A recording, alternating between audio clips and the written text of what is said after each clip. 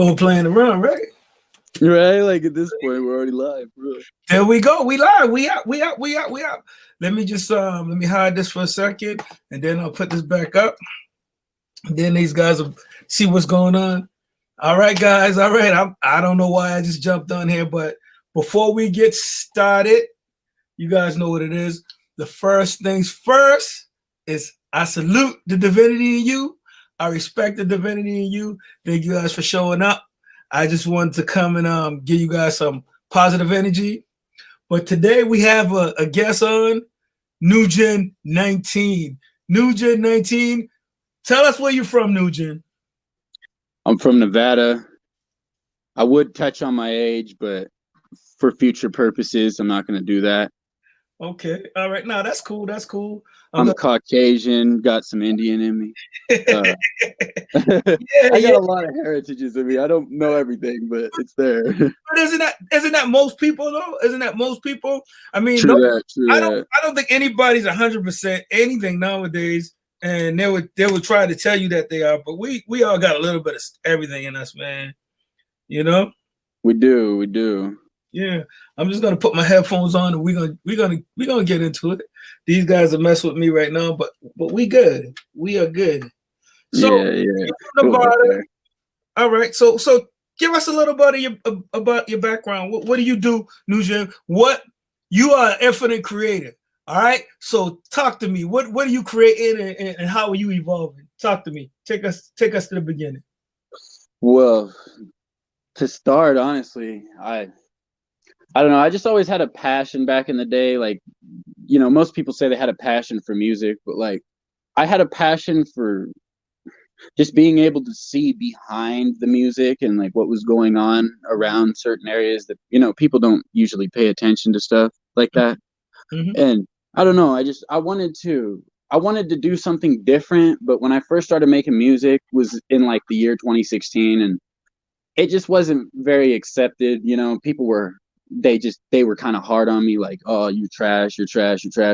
But I just kept going with it, and I didn't stop making that music, and I didn't let those people get to me. And now to this day, like, I can say that I'm above the place I was a couple years ago. Like, I might not be at a perfect stage yet and at my full potential, but I'm at least more than I was, you know? Like, so you're a super producer, you're a music producer, you're a writer. What do you? I don't produce my own beats. I have made a couple of them time from time, like produced my own, but like I just didn't put that stuff out. But most of the stuff I use is made by other people that I'm working with. Mm-hmm. And like they like lease the beat to me, or I'll buy beats time from time, like not all the time. Most of my music on SoundCloud is actually just a bunch of beats that I, you know, tag the producer and talk to him, and it was never paid for. But like, I'm getting to the point where in the future, I will hopefully be releasing music with a friend on Apple Music that is licensed to us. Mm-hmm. But right now, it's just, it's a growing process, man. Okay. So if I was to look for you on SoundCloud, right? Would you come up under NewGen 19? Yep. No, NewGen XIX. Okay, XIX. All right. And you were putting it down for how long you were putting it down? On like how long have I been on SoundCloud? Yeah. How long you been doing it? Probably like on the app itself, like 5 years or so, maybe. Okay. You can hear that? Yeah. Wait. Is this you? Can I? I can't hear anything, no.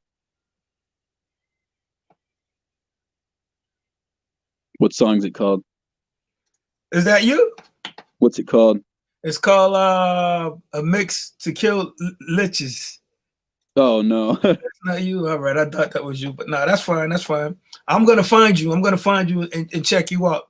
It's honestly easier to find me on YouTube. Okay. Like, all right. I respect YouTube more. Yeah, I do too. I like YouTube as a platform. So, and I like SoundCloud. I like the guys. I do, yeah. It's just easier to find people on YouTube, you know? Like, they try to they just kind of hide people that aren't really that, or like they're just underground and not known about. They try to hide it on SoundCloud. All right. The European connection wants to know. The infinite creators in Europe, they want to know what kind of music you make and what type of beats you're on. Anything, bro. I'll go from country to R&B to pop to anything. And I learned that like over the years, and X was a big help to me with that. Like he really helped me get out there with those genres. But anything, like I don't like to stay in one genre because I feel like it wastes my potential. Like, I'll go down to Africa and make some Jamaican music with somebody. Like that's, even though I'm not Jamaican or anything like that, I would do it because it's for the culture, bro. I feel you. So how did you come up with the name NewGen 19? Well, I came up with NewGen 19 originally for a song I made a few years back. And then my homie, he liked the song and ended up putting it on one of his, like towards the end of, he like sampled it in. Mm-hmm. And then I don't know, we were just talking and I was trying to like just get a new name going or something. And mm-hmm. He was like, why don't you just use NewGen XIX? Because that's Roman numerals for 19. So I was like, Facts. I like it. Me and you've been chopping up for a while. I've been talking to you. I've been hearing your music, and the infinite creators definitely salute the divinity in you. Definitely. I appreciate it, bro. And like I said, you seem like you're definitely in tune to what a lot of other issues in the world. What are some of the things that NewGen what tell us something that we don't know about NewGen 19?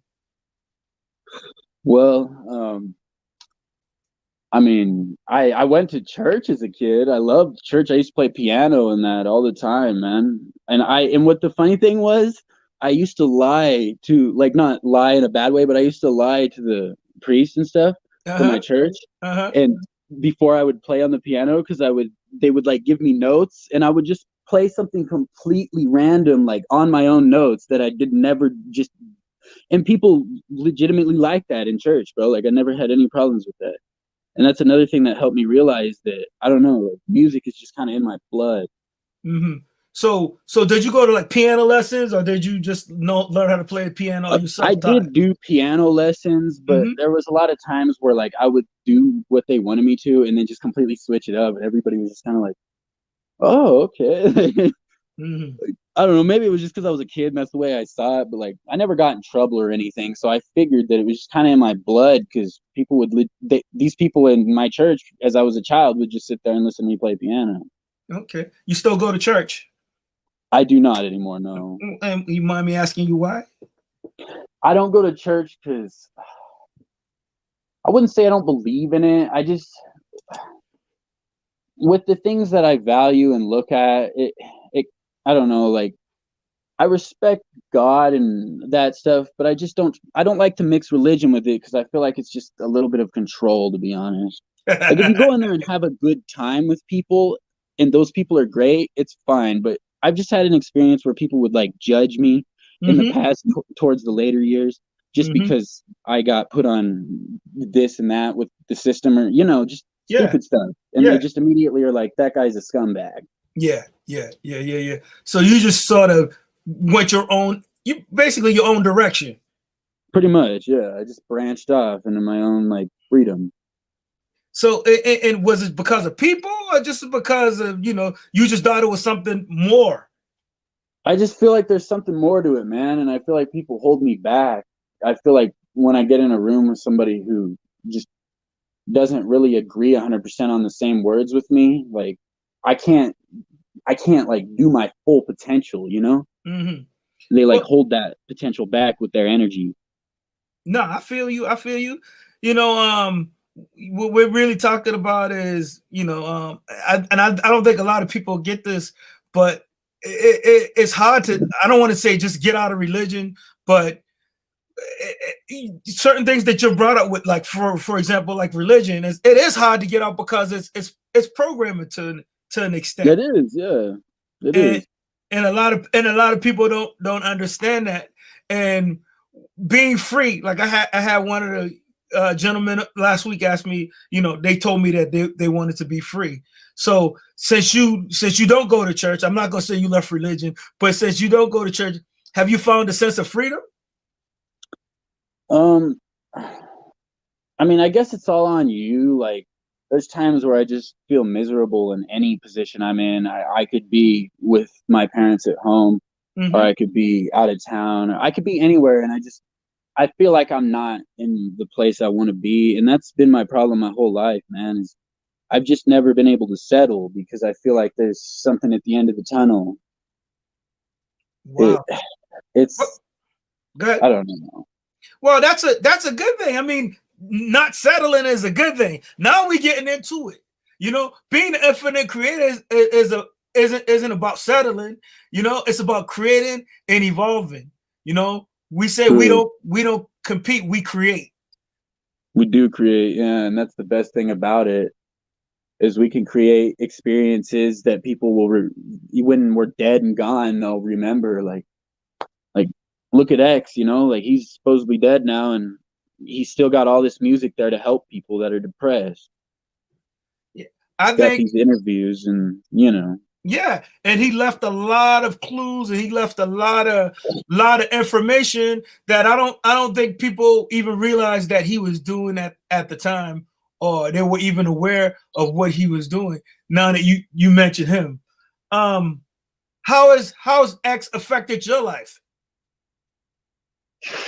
But when I first heard X, man, the first song I ever heard by him was "I Spoke to the Devil in Miami," and he said everything would be fine. And it was when I came out of the hospital, and I was Okay. just like, oh man, like I had this surreal sickness, like everything wasn't real, because I had a near-death experience. But on top of it, like this dude was like helping me there. I felt like I didn't really know what his I didn't know what his agenda was, because I didn't know who he was that well. I had just found out about him, but over time I looked into him more and just found out he was really a good guy that was trying to fight these sick elite people, man, and they killed him for it. Yeah, X. He was a different cat altogether. He was he knew what he was doing. There's no doubt in my mind that he did, yeah. That he didn't know what he was doing, because he definitely did, and he understood what it was that he was doing. But the impact. What did, when you heard that song? I Spoke to the Devil in Miami. What break it down to me. Break that song down to me, if you could. What'd you get out of that song?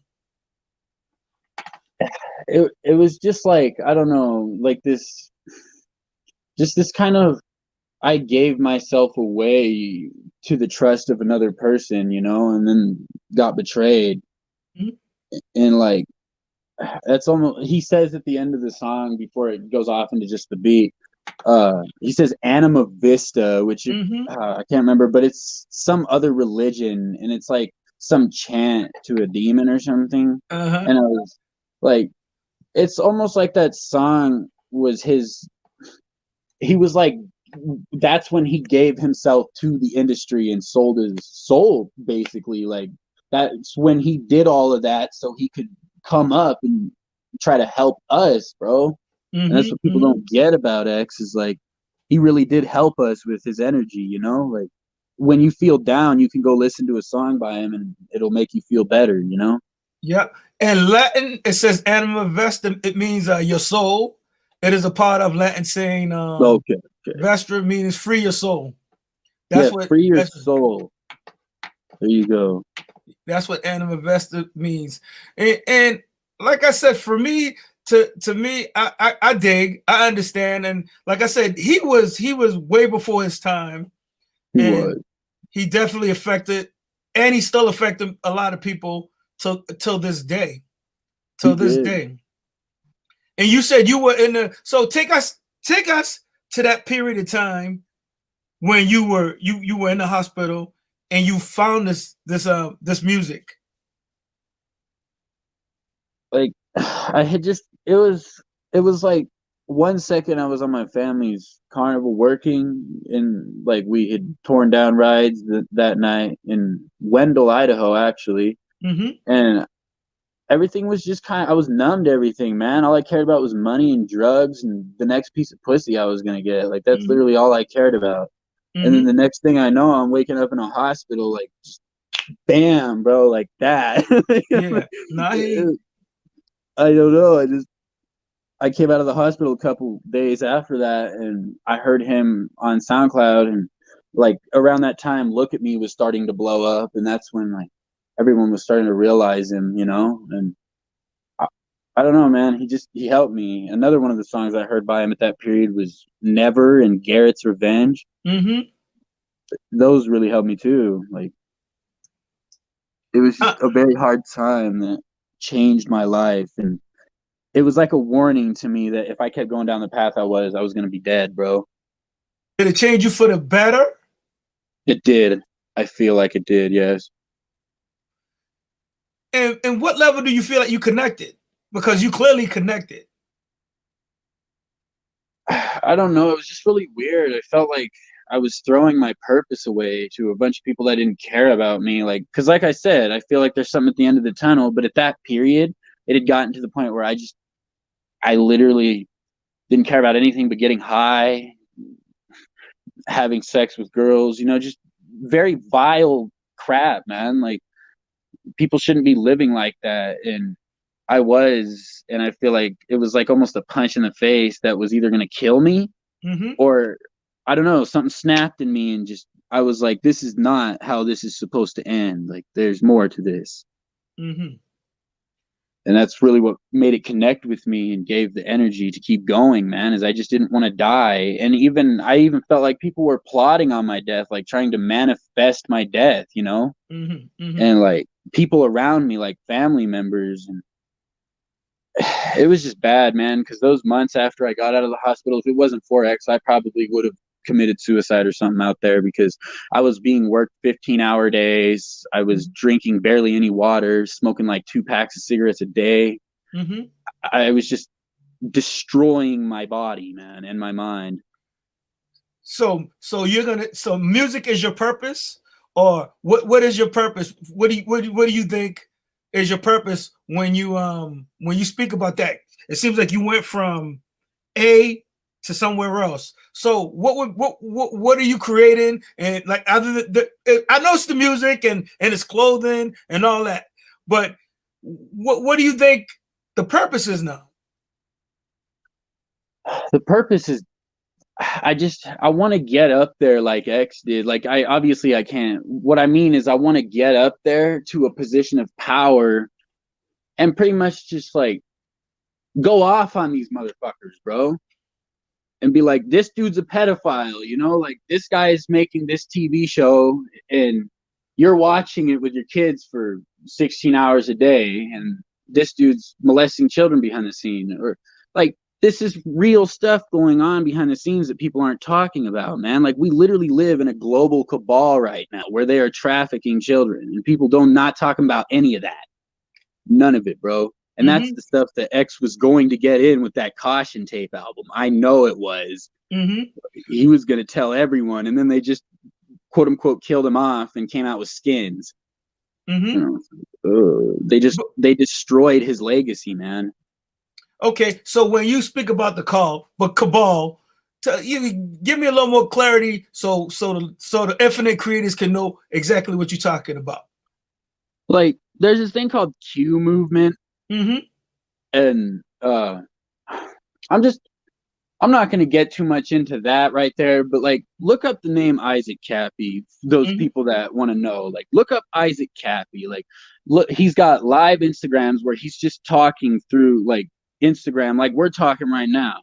Yeah. And I mean, this dude was just name dropping people, bro. He dropped Tom Hanks, Seth Green, all these names, bro. And then he just ends up committing suicide supposedly and has some bogus ass letter on him, and that was 3 years ago, man. 3 years ago he was killed or whatever happened, you know, and but nobody's talking about that. Absolutely nobody in the mainstream. You haven't heard about it. I mean, at one point you was hearing about Ellen DeGeneres. You would hear about Epstein Island. You would hear about Ghislaine Maxwell and all these people. But what do you think happened? It's just controversy, bro. Just like X controversy. They just drown people out with bullshit, so you can't see what's really going on. Mm-hmm. Well, they said only what is real will prosper. So what is real? I mean, some people may say, "Oh, this isn't real." I mean, I've heard people say, "There's no way that this could be happening. There's no way Oh this could yeah, be." it's just because There's, they're dumb to it, man. you know, I've even heard Biden's name thrown around here and there. You hear all kind of things, you know, but people want the receipts. People want the They do. They receipts. want to see it themselves, and that's the thing. You're not gonna see it yourself because we live in a world that's built on metaphors. You have to look between the cracks, and that's why people haven't been seeing it for so long. Is because they want to see it in front of them, or they don't believe it. But it's like just because you don't see it doesn't mean it's not going on. Like, So, you know? so is Jeffrey Epstein's death, was that real or was that a hoax? I couldn't tell you. You know, I'm not up there, but I definitely have my opinions that there's just this huge cabal of trying to take our children, bro. Mm-hmm. So you think all these kids go missing? Like I don't know how it is in Nevada, but I'm in Massachusetts. Do you think It's pretty bad here. you think kids go missing all the time? Oh yeah, man, daily. And where? Go ahead. Look at the was it the Haiti? What was that big catastrophic event that happened in Haiti? You know what I'm talking about, Yeah, right? I know what you're talking about. Yeah. Look at Paul Walker, okay? Like around that time, he was going down there with his own money he made off of the films he was doing in Hollywood, and he was buying clothing, he was buying food, he was buying just all these things to help children down there, and then he ended up dying in a car crash. Like, what? Like, I know people die in car crashes, but in his first movie he ever made, it's called Bones, I think, Skull and Bones or something. Yeah, Skull and and it's Bones. about a secret society, and there's like a scene where like he somebody dies in a red Porsche in the movie, and I was just like, what, bro? Yeah. Do you think this is all conspiracy, or do you think there's anything to it? I think it's all connected. I really do, because people, if it was a conspiracy, why would there be need for people to go missing that are talking about it? Like, why do people need to? Why is Isaac Cappy why would he supposedly commit suicide when he said in an interview he wasn't suicidal? Like, you know, like if it's a conspiracy, that's the thing. Like, if people think it's such a big conspiracy, why are people going missing? What is the need for people to die if it's not real? Nah, I feel you. What about Bohemian Grove? You know, they're asking me. I've heard about Bohemian Grove. I heard about a lot of people going there. But what you think that's real? I think it's real, but I think Alex Jones, the guy who made the video, I think he's fake and paid off because he's still alive. And I mean, I just think they show us they show us bits and crumbs of the picture to try and keep us sedated and thinking that they're being exposed. But you really got to pay attention because some of that stuff is just horseshit. It's it's fake, man. So you think they're trying to throw people off? I think that Bohemian Grove is real, but I think them showing it the way they did was so people would stop talking about it because they saw it. They saw it with their own two eyes. They don't give a shit about it now. Wow. So like, you know, one day I was in the car with one of my kids and I was saying, you know, and I heard, I was listening to Q at one point and trying to figure out the movement. And then they were talking about how Donald Trump was going to bring them down and all this is going to happen. I've even heard things about Joe Biden's going to be arrested and Donald Trump is going to sign an insurrection act and things like that. But what came to my attention was, is Donald Trump one of them? I often question that myself too. And it's hard to tell, man, because we're not there seeing this, you know? And that's what my goal is. That's always been my goal. Well, since, you know, I've really started to realize this, I want to get up there and I want to start trying. I know, like, you're playing with your life when you start going at these people, but like, there's nobody doing anything or saying anything right now. And it's just, it's sad, man, because when nobody says anything, people just keep sitting back and eating popcorn. And it's like, Maybe Yeah. Donald Trump is trying to help. Maybe he isn't, but we're never going to know unless he tells us himself. People like popcorn. Popcorn tastes good. Oh, yeah, I love popcorn, but you know what I mean. No, Eat I popcorn, get it. everybody. No, I get it. So you just think people are sleeping and they're not paying attention to what's really going on. 100%, bro. 100%. And if they did know what was going on, what would have been done? What could they do? You know, give me a tip. What can an infinite creator do to if they see this activity going on? It's really hard to say in this era because like you see all these movements going on, you know, and they get shut down and stuff really fast. And I just feel like the best thing people need to do is I feel like they need to try to innovate these celebrities in Hollywood to start coming out together. Because if all of them came out and just said, these guys are, you know, molesting our children and have been for years, what are they going to do? Kill 100 celebrities and cover that up? Yeah, no, I hear what you're saying. That. I hear what you're saying. That's why I think the more people grow and in their consciousness and their awareness, I think the better off. And I think a lot of people have been waking up to a lot of different things. To what's been going on to the world. Thanks to guys like who put it on the line like X. Thanks to guys like that. 100%, man. You know, I just feel like if all these celebrities that, you know, these guys are the ones seeing this shit going on, man. Mm-hmm. But when you go on their Snapchat Live, they're not talking about it. It's just, it's mumbo jumbo, man. It's like Tupac said in an interview. He's like, we only rap about bitches and drugs when we ain't got nothing. When we can't rap about when we can't rap about what they won't let us rap about, you know? Yeah. But, so you believe or you think that the music industry is being controlled? I believe everyone in there is being threatened every day and if they say this, you know, they're going to end up like Cappy or X. Mm-hmm. So you're just saying, and remember now, we are in the middle of a pandemic. I mean, a pandemic. We're in the middle of a pandemic. Yeah. We are in the middle of that. So, you know, COVID, you know, they might flag the video for me saying this, but COVID may have a lot to do with people, you know, backing down or not standing up. Oh, you know? 100%, man. COVID, in my opinion, was created to just keep people in their homes and just sitting next to the new Oculus Quest 2, man. Yeah, but you wear a face mask when you go to the store, right? Yeah, I mean, I try to walk in time to time without one, but people are fucked, man. You see what it is? Because, you know, okay, we got to go to the store. We gotta eat. So we have to, yeah. Exactly. They know this. So my thing is, what the COVID or Corona is, you're vaccinating people, but they still got to wear their mask. So what's the point? Right? What's the point on being vaccinated? And not only no point. Okay, not only that, you get the COVID or you get the Corona, in 2 weeks you quarantine for 2 weeks, right? And then you're all good. I mean, I don't understand. You break it down to me. Break it down in layman's terms for me, NewGen. Basically, and I would put this a lot on the Cappy situation because look at how long ago that happened. That happened like 3 years ago, right? That happened around I would say a little bit around the time everything was happening with X.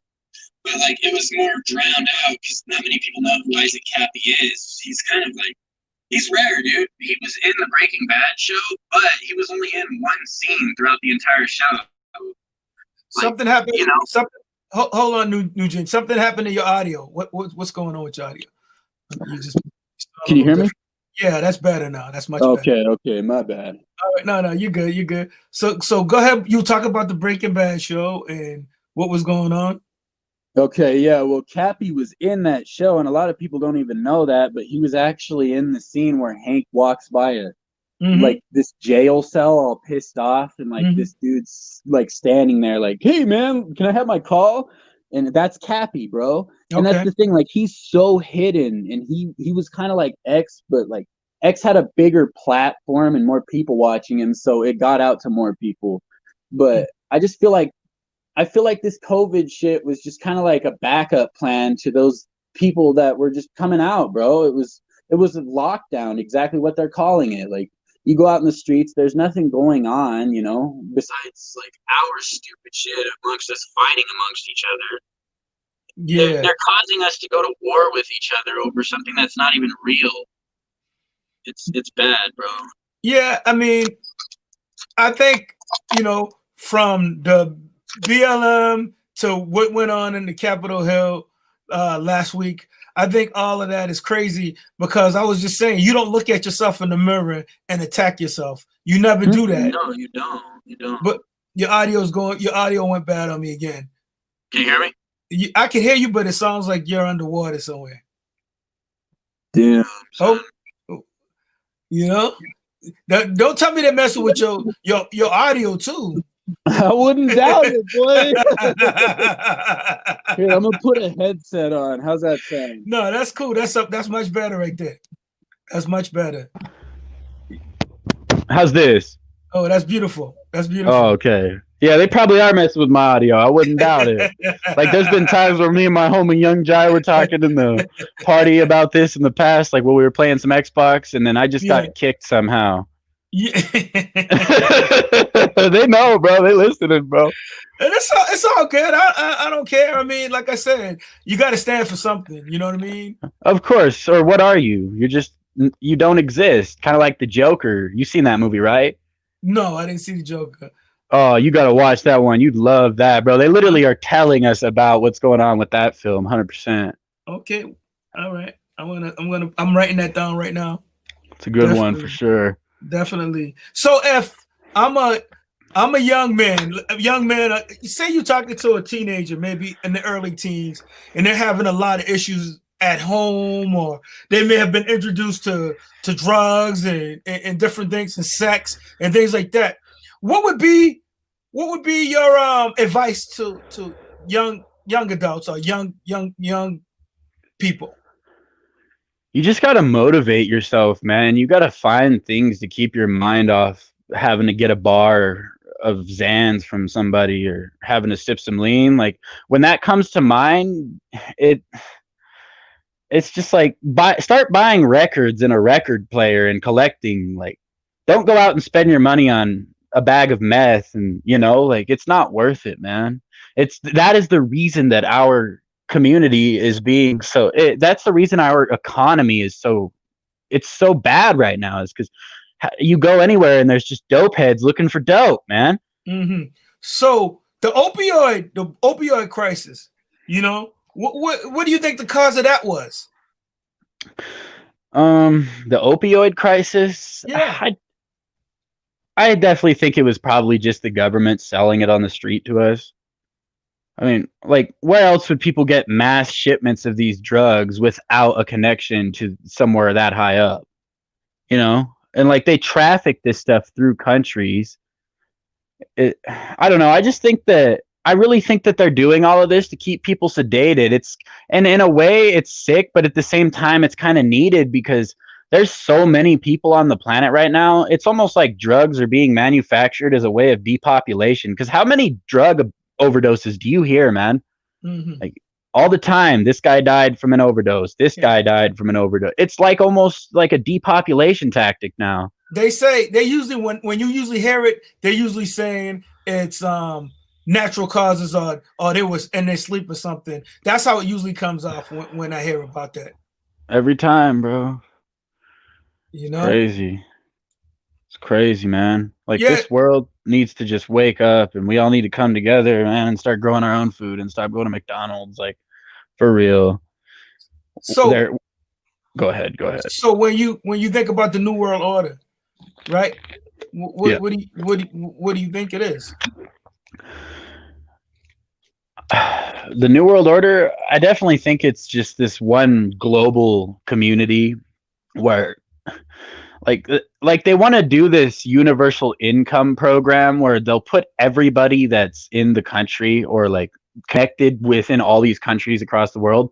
They'll put everybody on this global program that connects all of our money right back to them. So like, let's say 15 years down the road, we might be dead in the grave. I mean, they're already doing it now, so we're already in the new world order, but it's just going to progress over to more online over time. And one day there's not even going to be cash, and they're just going to be able to, they're going to own us basically. Like, we're going to be their slaves. That's why my project that I made was called Free the Slaves. That's why my sweater merchandise it's called Free the Slaves. It's because right now everybody is a slave, man. Like, maybe not physically being forced to do things, but where we can't step out of line and stand for our rights anymore without being shot in the head.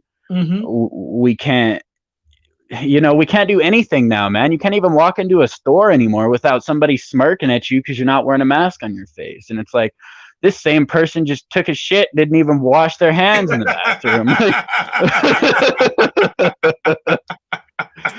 Like, oh God, bro.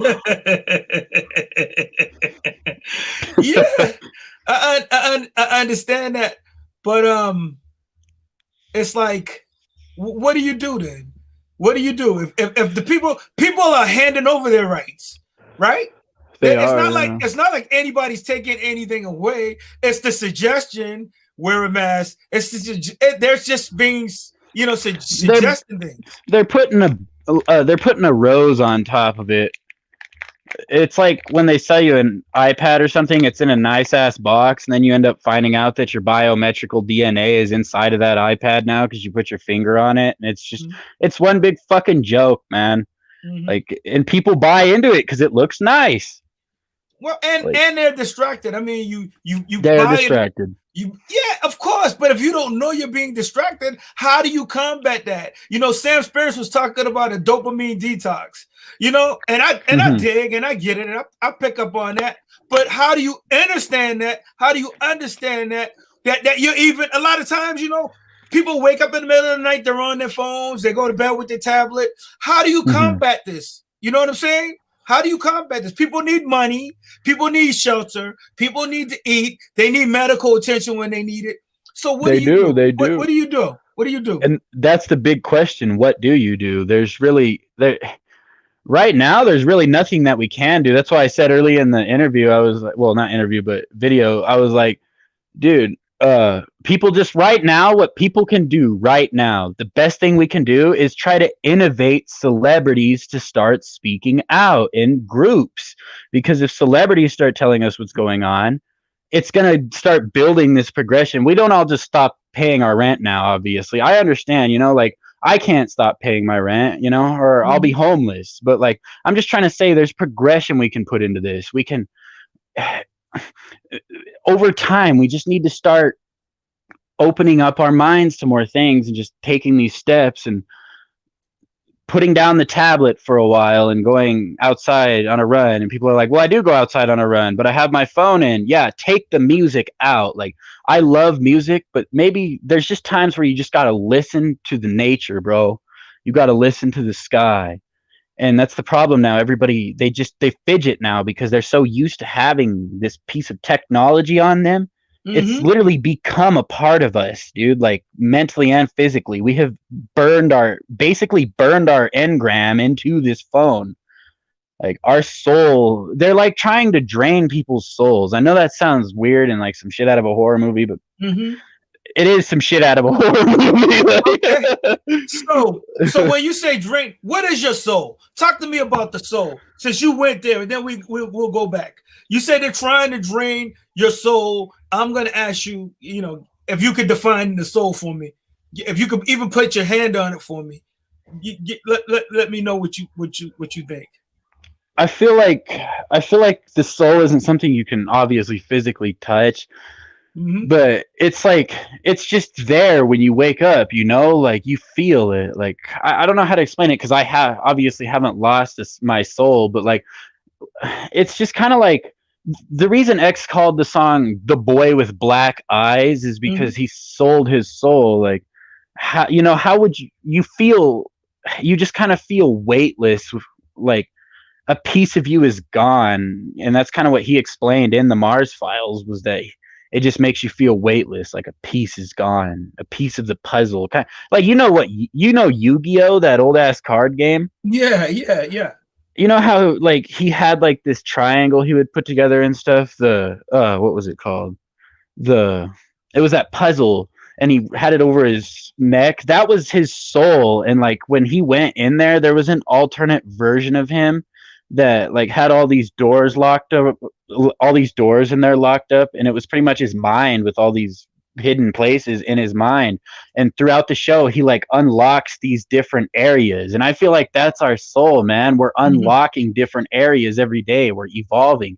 But the second you sell your soul, you can't unlock it anymore. You're in like a pause state. You're in like this slumber kind of. Okay, so what's your idea of selling your soul, since you brought that up? Like, let's say you like businessmen, right? Everybody thinks that like selling your soul is like, like signing your name off on a blood contract, but I think that's bullshit. I think selling your soul is basic. You could just easily sell your soul by like let's say you have a business, right? And you burn it down because you're almost at like the end and you're going to lose it and you want to get that interest money. You basically just sold your soul because you did a really fucked up thing to get a lot of money. Like, it's. So is it a figure of speech or is it an action? It's an action, because I feel like it's a figure of speech. Yeah, I kind of feel that way too. I don't think, I think we all are part of the whole. So I don't think we own our souls. I think the creator owns that. The infinite creator owns that. I agree with that too. You know what I'm saying? So I think it's more when it comes to like when you put your heart into something and then you just go after other things and you don't really follow your heart and you've been bought. You've been bought. It's being controlled. Definitely being controlled. Being controlled. So we talked about that, and talk to me about Project. Was that Bluebeam? Oh yeah, Project Bluebeam. Anyone can look it up. It was deemed a conspiracy, but the funny thing is, the day before the guy who wrote a journal on it, the day before he died, his family was taken from him, and he was locked up in jail. And then he supposedly died of a heart attack overnight. It's like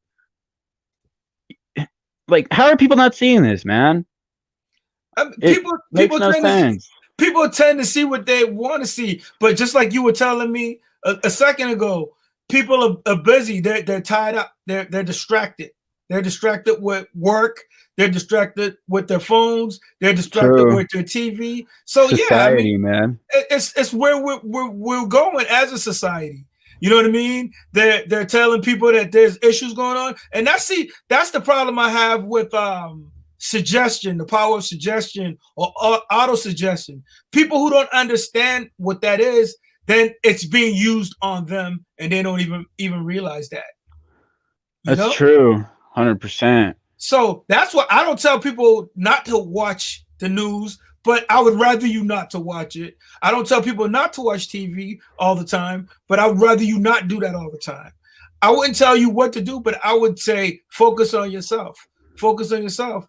So what was it exactly that got you to start thinking like this, NewGen?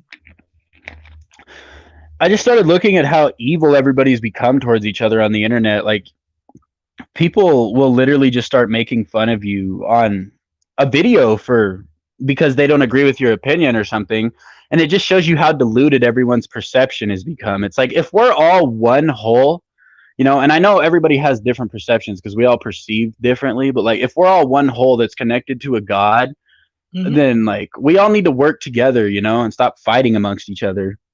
And that's really what started like making me realize, because my whole life when I was growing up, my family, everybody, they just fought amongst each other. Like, like they literally hate each other's guts still to this day. And it's just like, why, man? Because you had an indifference.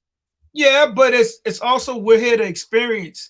We're here on experience, and the big thing is the I, being the individual and and understanding the I. But it's all about having respect for one another and love for one another. I think those things are key. But you are an individual, but you are part of the whole. You are You part of the are, whole. yeah. But it's your uniqueness in the universe or the creator is expressing through you. That's why I call the channel the Infinite Creators. You know, Yeah. because if people can wake up to the divinity in them and who they really are, We could hey, do miraculous things, man. We could be living in a global heaven right now if we would wake up. that's all I'm saying. That's all I'm saying. So, like I said, we don't compete, we create. We do. You know, and we're creating all the time. So you've been traveling across the country, and clearly with your family's business. And tell us about traveling across the United States.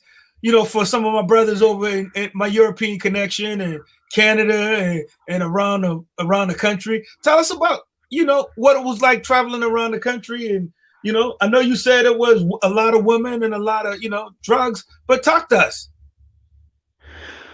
Well, like the last time I traveled with my family's carnival was around the end of 2018. I think it was around mid of 2018, I think. Yeah. And like the experience is like any other experience, you run into problems with people. But where with the carnival, the one thing I really liked about it was I felt free in an aspect too. Like, I was going to a new place every week. I was trying new food every week. I was meeting new people every week. But then I started to notice like people would try to categorize everybody because, they'd consider you a carny, but they try to categorize everybody as like a meth head out there. And it's like, I wasn't a meth head, bro. I can 100% say that when I was out there, I didn't have to use that shit to stay up and work. Like, I worked, bro, and I put in my time. And that's what people don't understand about when people haven't been through experiences that do try to compete with you. It's like they just don't get that from a spiritual level, that what it feels like, because it feels like you have a weight on your shoulder, but at the same time you don't. It just feels good. It feels like you're free, but at the same time you got people telling you what to do, telling you when to get up, telling you when to work. But I don't know, man. I just feel like people, the more we start to grow together and work together, we'll become better and we'll evolve. Absolutely. So I know, experiencing different things and learning and growing, there's sacrifice. There's sacrifice. In order for you to get a paycheck, you may have to sacrifice something. Maybe it's time away from your family. Maybe it's something that you like. You may have to sacrifice. What's your take on sacrifice? Because some people think sacrifice is bad. Is all sacrifice bad? That's what I want to ask you. I feel like it's just choice, basically. Like when you make sacrifices, like there's ones that are going to be bad, of course, if you make certain like let's say like you just got paid, but you're just sick of life and you go out to the bar in the casino and you just blow all your money on all this shit and now you can't pay your rent and you're about to be evicted. That was a sacrifice, all because of the choice you made to go out and blow your money on that gambling and drinking. Like, are you an entrepreneur? I wouldn't. I don't like to label myself because right now I just kind of do anything that fits the vibe. Anything that'll help other people and myself included, I'm all for. So if I say, hey, NewGen, I need a track right now for my 9-year-old cousin, what can you do for me? Like a track song wise? Yeah. I'll throw you a beat. Fucking get it going. So take me through your process on how you create. I know you say you collaborate with a lot of producers. You find producers for the infinite creators out there, right? Give us a little idea how you work. Can you take us behind the scenes a little bit and tell us how you put it together? Well, I mean, my life's not a movie, that's for damn sure. Like, there's been a lot of times where I've just been bored out of my mind, depressed as hell in my bedroom for days, But, like, that's just part of the experience, too, and that helps with the music, I feel like. that helps with the music. I feel like just in the aspect that like you can work with almost anybody on the internet right now, music wise. Like you could just hit anybody up, you know, and be like, hey, I want to do a song with you or whatever. But what it comes down to is like, does that make you feel good? You know, when you make that song, does it make you happy? Like, and that's the problem with a lot of people now is they're trying to do it all for money. And like, I'm not getting paid shit for the music I make, 100%. Like, I'm not getting paid a dime, bro. And I have a few songs that are actually in my name and I own like a contract, like, you know, like a digital contract after buying the beat, leasing it. But I'm not getting paid anything, and I still do music because I love to do that music. It makes me feel good, you know. Like so if I want to go listen to some of your music, where can I find you on YouTube and SoundCloud? Let the infinite creators know where they can find you if they want to do collaboration or they want to hook up and they want to keep on creating. Where can we find NewGen 19? YouTube mostly. Like I'm on SoundCloud, but I don't know about SoundCloud anymore. What's your channel on YouTube? My channel is NewGen XIX. You just dropped out on me again. Talk to me again. Your channel?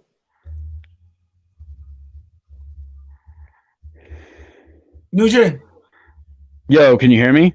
Now I got you. Yeah, your channel is NewGen XIX. Yo, can you hear me? I got you. Yeah, I got you. I got you now. NewGen XIX on YouTube. That's your channel. Yeah, my bad about that. My girlfriend was literally just blowing my phone up, and I had to tell her I am on chat, bro. No, that's cool. That's cool. That's cool. Everybody got somebody, right? I feel. You know, is there anybody that you could drop a name that you work with, or anybody who we should be looking out for that you may have collaborated with? Go check out Young Jai, all capital YUNGJAI, and then check out what's his name? My homie Black BL. He spells it capital, but BLVXK. It's kind of hard to find, but like I don't know. Like if you want to go check that stuff out, you know, that's. Shout those dudes out. Facts. Young Jai's got some pretty good stuff. I got some features on there. If you actually look him up on SoundCloud right now, you might be able to pull one up. Okay. All right. Let me know. Let all the infinite creators know. I'm gonna go back to the top for a second. Let them know where you hail from. Let them know where you come from. Let them know where you represented. I'm here to help, man. I want to gain enough over the years, and I want to build enough of a following and get people to listen so I can help people, man. Like, I mean, I'm already helping people now and I don't have a following. So the following right now, you know, like I'm not like, that's the thing people don't get. They think everything's for money, but it's not, bro. Like this is for the culture. And that's what people don't understand. I'm doing this for the culture. I'm not doing this for money. Okay. I'm not going to go out and buy a damn Rolex if I became famous. I would literally go out and start giving people money to actual charities, not on some YouTube film for the world to see type shit, like some real helping people survive type shit. But you're from Nevada again. You're coming all the way from Nevada, and that's out there in Las Vegas. Just to let people know. Like he wants to know what culture, the hip hop culture, I'm assuming you're talking about. The culture in general, man, human beings, like hip hop's part of it, of course. It's all part of it. But like it's just genreless. Like there's people that are just involved in the same shit and they're all from different sides of the chessboard, you know? Like they're not in the same area, but they're all connected somehow. What's your favorite genre of music? My favorite genre? That's a hard one, man. That's a hard one. I just kind of listen to a lot of stuff. Like recently, I've been listening to a lot of Oliver Tree. You know who that is? Yeah, I've heard of Oliver Tree. He goes pretty good too. like, I don't know. I can't say I have a favorite genre. I just kind of listen to music. Anything. So if there's anything, what books, the infinite creators love to read. I'm going to let you know that we love to read. We all about learning. We all about getting knowledge and sharing. The Way of Zen. Alan Watts? Yeah. Yeah, I love Alan Watts. The Way of Zen is cool. Is there anything else other than Watts? Right now, I've kind of just been reading that one mostly. And then I read like a hip hop collection. Let me look at it. Like, it's called The Rough Guide to Hip Hop. It just shows everything from the 90s and up, But like, I don't have like a big collection of books right now. But I over long periods of time, I've had books that I've read. And like, if you're into Star Wars, Star Wars books are pretty good to read. Like, the books are damn good. And even those books, they can teach you some stuff too that you can unlock in your own mind. So like, there's nothing to believe. Everything is just, I'm here for experience, man. When I die, I'm not going to believe in shit. I'm going to be dead. Do you? All right, I feel you. So we've got infinite creators in Europe who are listening to you, right? Yeah. Give them an idea on what it is for you, like on the West Coast of the United States and in Nevada. Tell us a little bit about where you're from and where you live. I just live in a little small town, It's just a bunch of burnouts mostly that I'm trying to, like, have tried to motivate the past few years. But there's the ones of us here, that we're ready, we're the infinite creators. We're ready to expand, We're ready to branch out where everyone else is just kind of settling themselves down. I don't know. It's a small town, It's kind of like a Western town. It used to be a Western town. It's pretty much the boonies. It's by Reno, Nevada, and Vegas. Everyone knows where Vegas is, but it's just not very known. It's just a little tiny town. It's called Winnemucca. What is it? It's called Winnemucca. It's a beautiful little town. But so do you do any like nature walks? Do you do any sun gazing? What do you do? Yeah, time from time I'll go on walks or like I work out, and like now I use this Quest in moderation with the workouts sometimes. It's a pretty cool little gadget if you use it for that. But yeah, man, I sit in my backyard sometimes when there's sun too. Like I like the sun gaze. You can't live without it. Facts. Because if we didn't have a sun tomorrow, what would happen? If we didn't have a sun tomorrow, we'd all become insomniacs. The sun is very important. The sun is very important. What do you think about a dopamine detox? You explain it to me. I want to know. I'm asking you. You don't know any. You don't have any takes on it. We talked about a dopamine detox earlier. Yeah, we touched on it a little bit, but it's not a big subject I really know much about. So if you want to do the explaining, I'll listen. Okay, well, I just got it from Sam Spirits last week, and he asked me about it. And from what I understand, it's basically putting down the electronics per se for like a day, and allow yourself to do other things.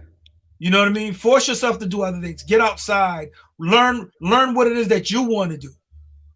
You know what I'm saying? So when you get off the electronics and you get off the computers and the TV and things like that, then you're detoxing dopamine out of your mind. Okay. That's basically what the dopamine detox is from my understanding. Yeah, no, I just kind of like to use everything in moderation. I have a few gadgets, but like when it gets to like I 100% see where you're coming from. I didn't know it was called dopamine detox, but like a year or so ago, I would just play nothing. I got depressed and shit after a bunch of events, and I just did nothing but sit in my room every day and just kind of play Xbox. And then I don't know, I stopped one day and it was like the world was so beautiful outside, bro. So Yeah, I guess that was a dopamine detox. probably was. It was beautiful though. Everything outside was like realistic. I was like, the graphics are so real. So, who's your favorite artist, and what is your favorite song?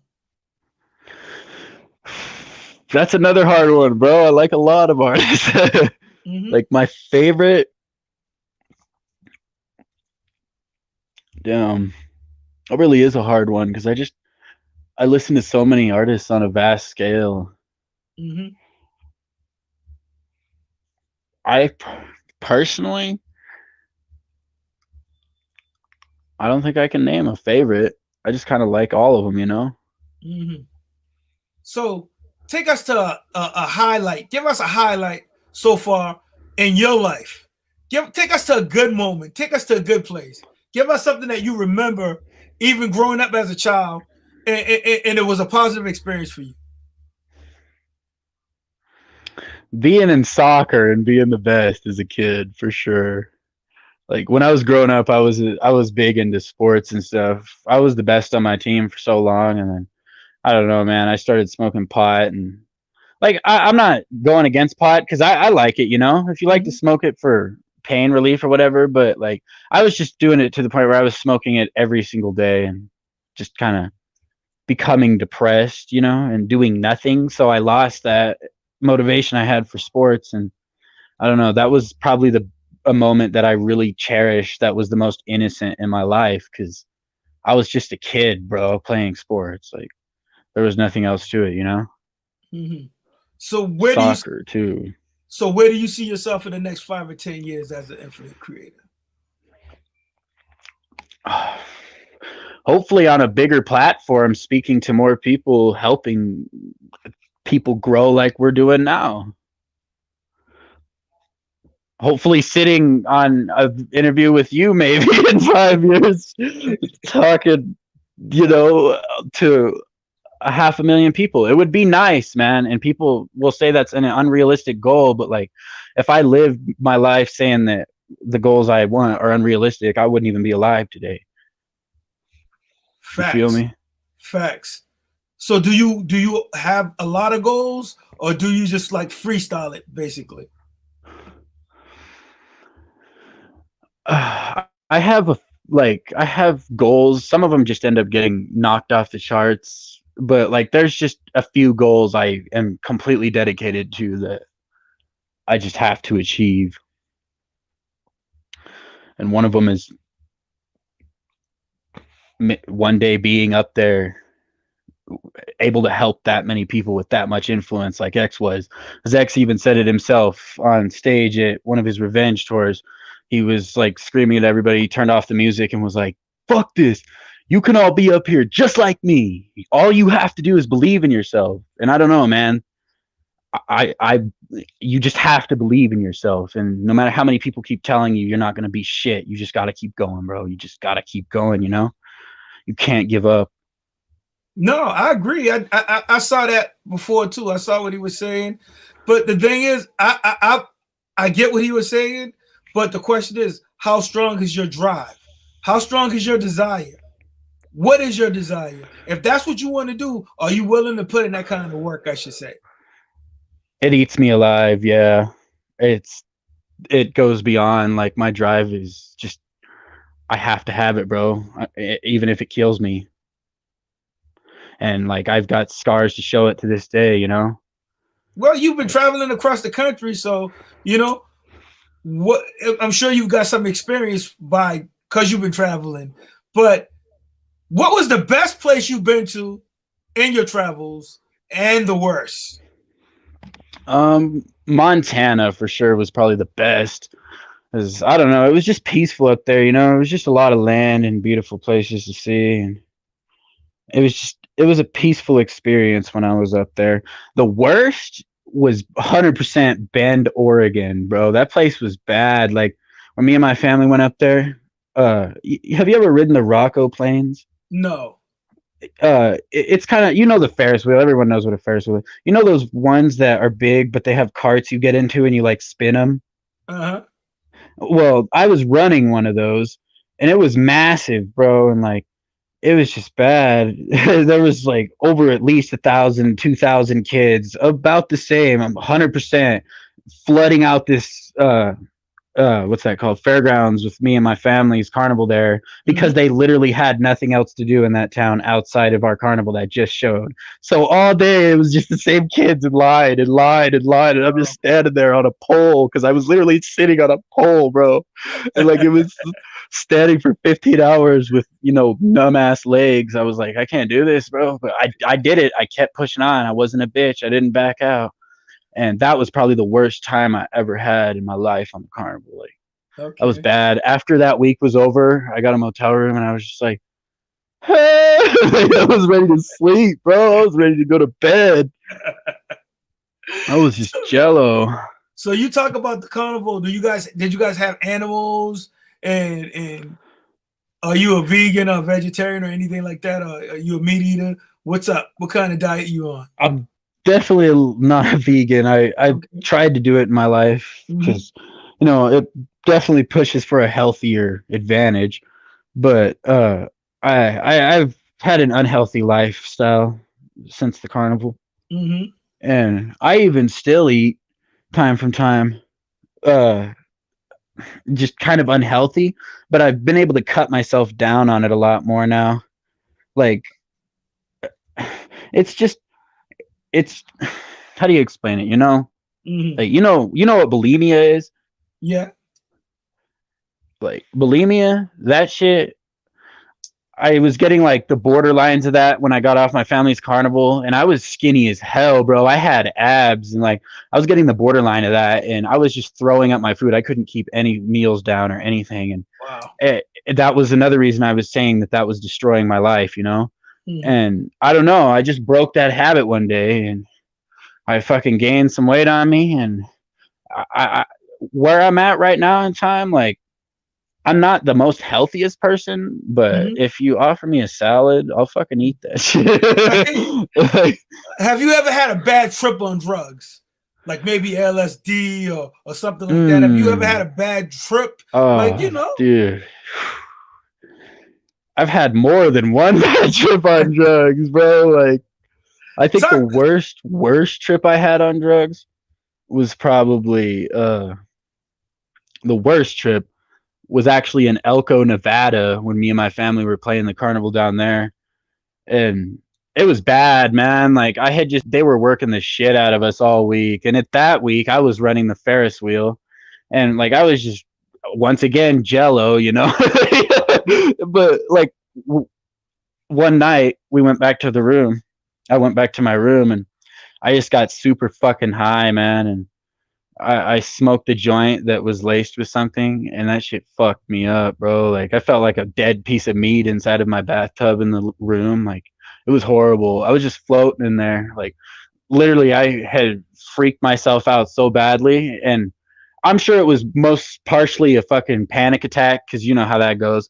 But like, there was something laced in that shit, because it was muffling my fucking ears and shit, and it was just making me feel really horrible. And I've been through some bad trips before that, like nausea wise, especially off shrooms, man. That shit, I ate an eighth of that once at school a long time ago, and that was the worst mistake I ever made in my life. I was like crying in the bathroom, bro, because I didn't know what the fuck was going on. Like, do you think the shrooms, do you think they helped you with your on your spiritual journey? Do you think they opened up other dimensions for you or other realms for you? What do you think the shrooms did for you? Because sometimes I hear people saying, you know, they had some hallucinogenics and their whole outlook of the world changed. What was that like for you?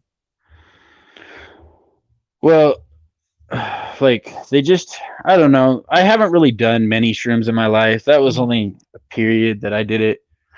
And acid, I took a tab one time that wasn't even a real tab, so it didn't really do shit. But I don't know. I haven't, like, on a daily, I'm so open to different things and constantly, like, I meditate, bro. That's a lot of what I do sometimes, is just meditate. And so I haven't really seen the need to use very big drugs like that for my spiritual awakening. Like, I've kind of always just meditated and relaxed myself, and, you know, went into my mind. I mean, I'm not saying that that stuff doesn't help, because I'm sure it's helped a lot of people, but for me, I just haven't had to rely on stuff like that to open my mind up. When I was like, you know how X said when he was born, he was like, "Fuck, I'm back here again." Yeah, When I yeah. was born, I was like, "Damn," it was like reloading a save, bro. Like, fuck, like, I, I just don't even know, man. Like, I just know we're all here for a purpose. We're all talking here for a purpose, and this is happening for a reason, bro. Facts, facts. And how'd you get into meditating? And how often do you meditate, and for how long? How often do I meditate?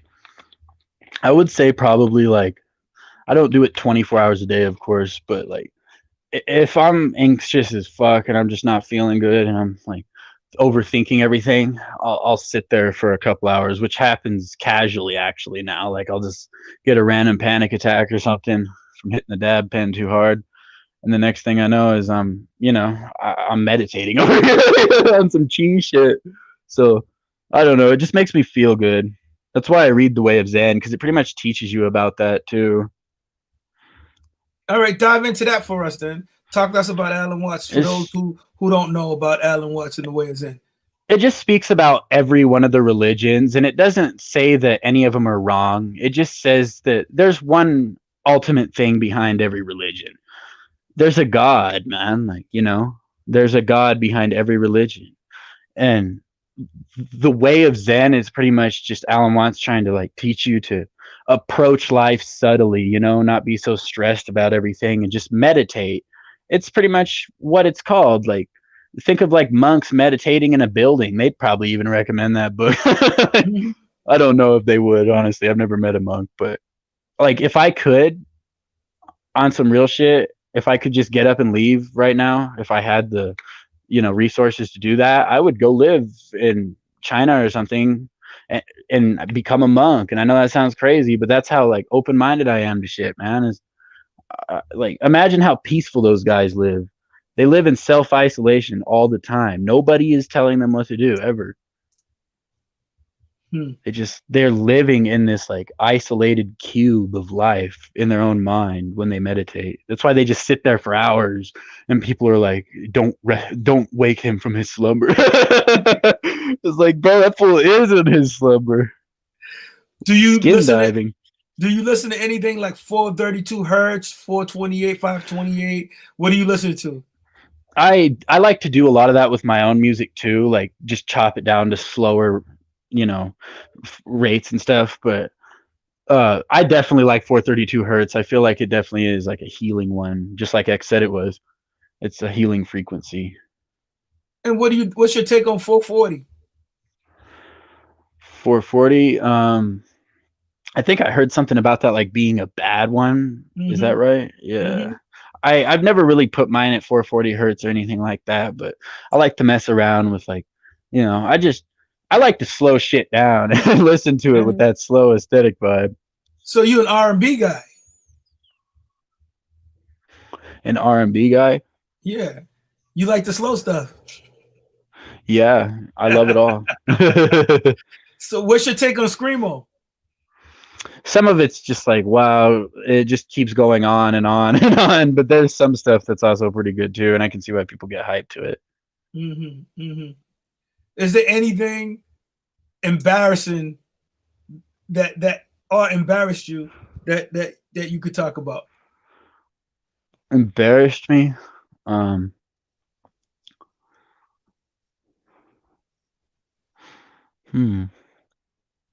That's a hard one because I've always kind of been so numb to things, and like I've always just held things in, that is a hard one to answer. I don't really think anything's really ever embarrassed me. Like, I definitely can't say something hasn't embarrassed me in life, but like to where I was like full on just in the moment being embarrassed, I don't think I've been in that position though. So where do you think your awareness has come from? My mind, just the things I want to think about, the things I want to learn on a daily, the people I want to talk to. I just feel like the energy around me is kind of what brings the awareness to what I see. Just your mind. So I know you talked about X being an influence. What about your parents? Were they big influences, and how did they influence you on your journey? Like my parents, my dad was always there for me for sure, 100%. He went to every soccer match, even when I was in baseball, went to every baseball match. When I tried basketball, every match. But like my mom, more towards the end, got like not the end, but towards like my later teen years and stuff, she got distant from me, and that's when like I started, like I mean, I'm still in my teen years, but what I mean is like more towards the like I'm headed into my 20s now, Mhm. more towards the 17 and 16 and 15 age mark, like she just kind of got distant from me, man, and like I felt like I didn't have anybody to rely on or have a shoulder to rely on, and I was on probation and drug court, and I felt like I was fighting a losing battle for a while there. And then I don't know, even that point, I was like, I got to keep going on because I just saw these people that just kept repeating the program and repeating the program. I can't do this shit, bro. Like they literally Mhm. watch you wipe your ass and everything in Mhm. jail, and it's just I hated it. Felt like Yeah. somebody was controlling my every move, and I partially blame that for her on her back in the day, but now I can say like me and her have come to terms and we have more respect for each other, but it's not like that. But like it just still is there in my mind. So that was definitely a good question to ask me. Okay. Appreciate that one. No, no problem. Because what I gather, like I used to talk to my uncle all the time, and he would tell me, "Hey, you got here, and your parents are how you got here, and you could be grateful. But at a certain point, then it's on you. Like I know guys, like I hope he doesn't mind. Like Tango has made a tough decision in his life to go in a different direction than maybe his family or his loved ones would want him to go as an infinite creative. You know what I mean? Have you gone against your family? Have you done anything to be like, hey, I don't want to go down that path. You guys may want this for me, but I want this. And if you have, right? Have you have what kind of advice? Because like I said, a lot of the audience is like younger teens, and then some of them are older teens, and then they're in their early 20s. So if you had to go against the family or go against the grain, how tough was it? All right. And how did you make that decision? And how did you change it or come to a better place? That the toughest decision I had to overcome around that period of time was definitely the probation and drug court. Because when I got put on that shit, I was just I was failing school. I was constantly high. I was doing bad shit all the time, robbing people's cars and shit. Like seriously, dude, it was just bad. And then I don't know, like I found out because I was living partially in a foster care. Like I was just friends with my friend Joe there, and his dad Russ was a good guy, great guy to this day, bro. Like respectable man. But I was living there with them partially too, and he had told me that my mom and them were like, working against get me and shit on fucking this program. So I was like, fuck, dude. But by that point, I was already burnt, So I had gotten too deep in. I had already, they already pretty much had me. And then I ended up getting arrested at like 2 in the morning one night, and they caught me with 10 grams of weed. My homie was able to get away. I would have jumped the fence with him, but one of my family, my cousin, was there with me, and I don't know. I just didn't want to leave him, I didn't want to let him get arrested or some shit on his own, but he ended up getting let off, and I ended up going to fucking jail. I hate Well, you. juvie, but Is marijuana legal in Nevada? yeah, it is now, yeah. But like this was back around like 2017 and shit. So I do you go ahead? No, you go ahead first. So do you think you were doing these things to feed your habit, or was it just something you wanted to do for attention? I was doing it to I was just doing it to like when you're a kid that's not getting much attention in your life, like you said, for attention. I don't know. I would say it was partially attention, and it was partially just the bad influence that I was starting to hang out with. Because like I was a straight A kid all the way up until I got into as soon as I fucking got into my high school years, I started. I don't know, man. I just started hanging out with fucking retards that I shouldn't have been hanging out with and doing dumb stuff. And I really feel like that at that point it just kind of went and a little past just wanting attention, you know. I was doing it at that point for the thrill. Like it caught up with me when I got to experience, because I was on that shit for like 2 years. When I got to experience the little bit of time that I did on this program, it just taught me. I was like, I'm done, bro. I'm not doing this. Like, I can't. And I fought, bro. I fought every day. You know, I fucking pissed clean every cup, bro. And finally, the day just came, and I got off that shit. I was like, no, I hear you. So, who turned you on to the drugs? What was your first experience like? Do you remember your first experience, and do you remember who got you into it? Who introduced you to that?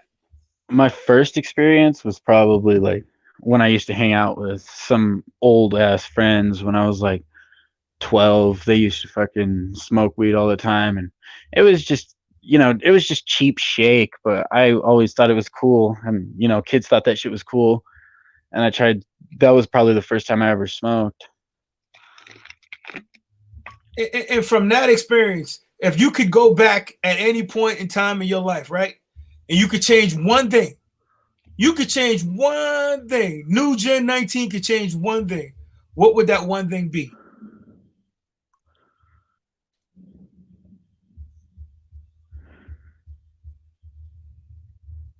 I definitely change things that happened to one of my.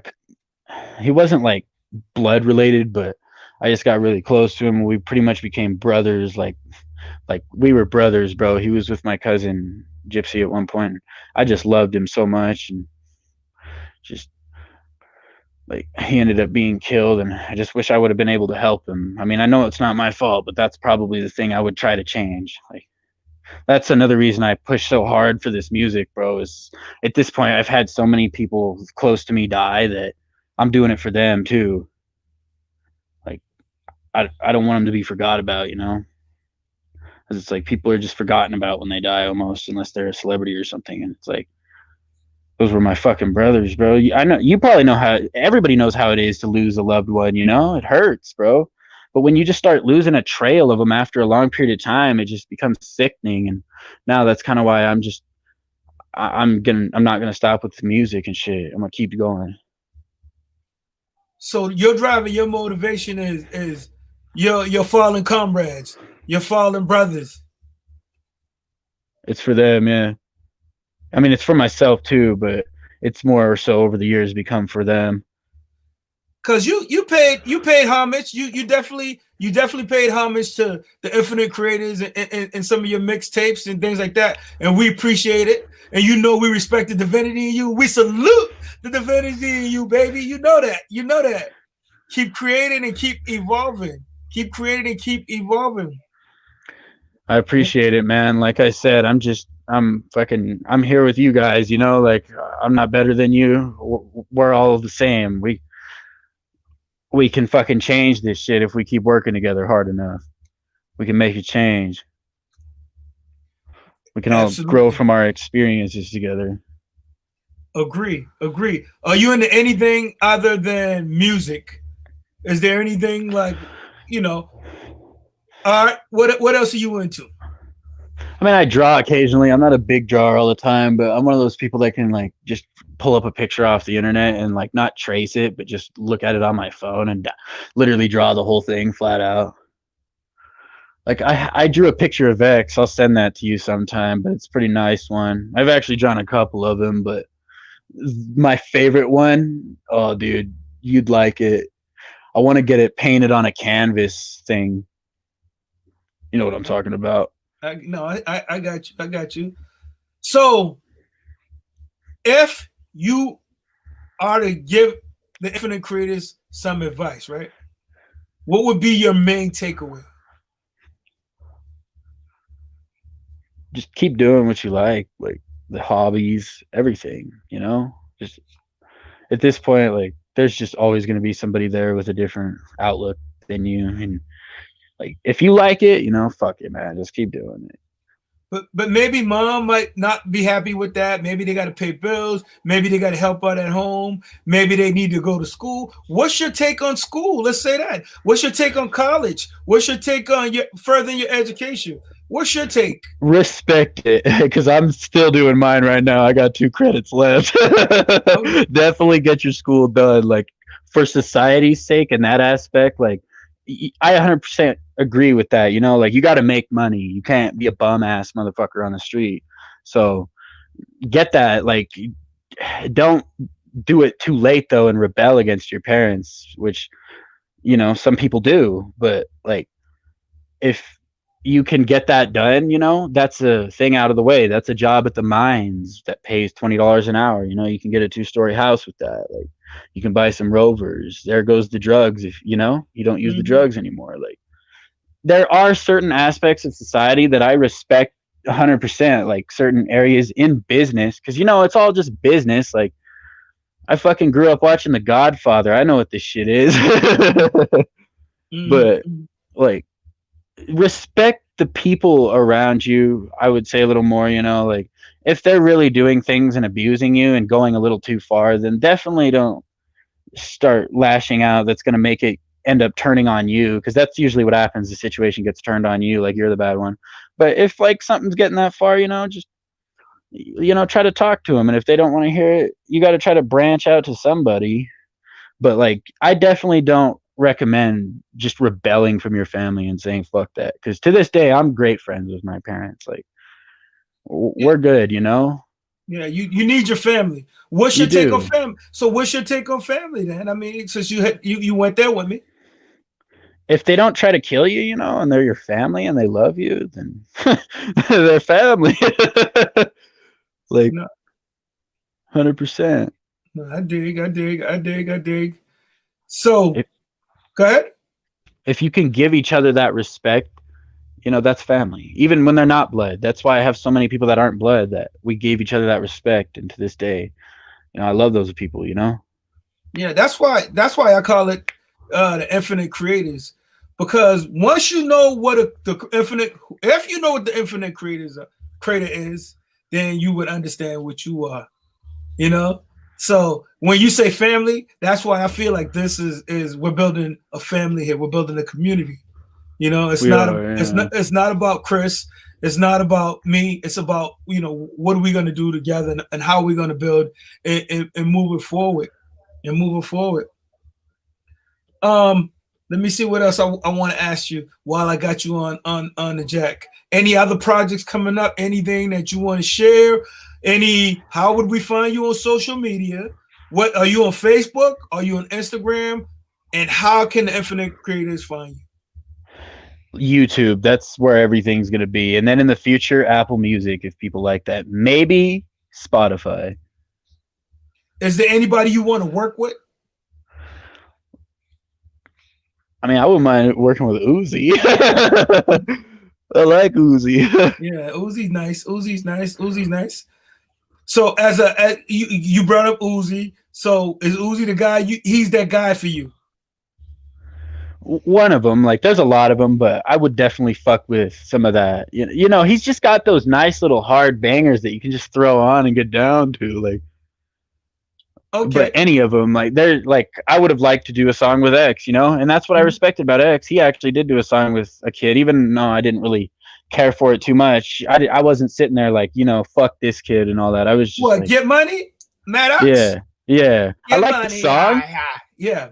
It's good, but like it just sounded like a Trippie Redd flow, Well, X could take anybody's flow.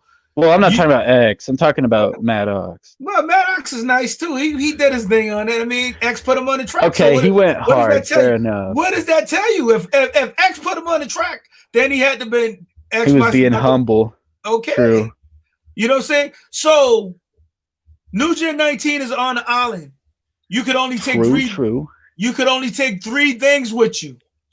You could only take 3 things on this island with you. What would that be? An island. Only 3 things. Yeah. I have more than 3 family members. I'm just saying you could only take 3 things with you. Well, probably my cat first. Damn, B. My cat. You gonna bring your cat first? All right, that's one. Okay, all right. You still gotta feed him. We got still True, gotta feed him. true. So you're gonna take your cat. All right, we'll give you that. I'll bring my dad. Okay, your cat and your dad. Okay. Fuck. Damn. And I'll bring my mom. You bring your cat, your dad. Let's put them off. We don't even want to bring them on the oven. You could bring 3 things, not 3 people. Okay. Things. Item wise, all right. Yeah. Okay. I don't want you to get you. I don't want your girlfriend mad at you. No. 3 things I would bring. Definitely a pair of clothing, a blanket, and maybe a tent. Yeah, there you go. A tent, blanket, and clothing. All right. If you could play one song for the rest of your life, what would that song be?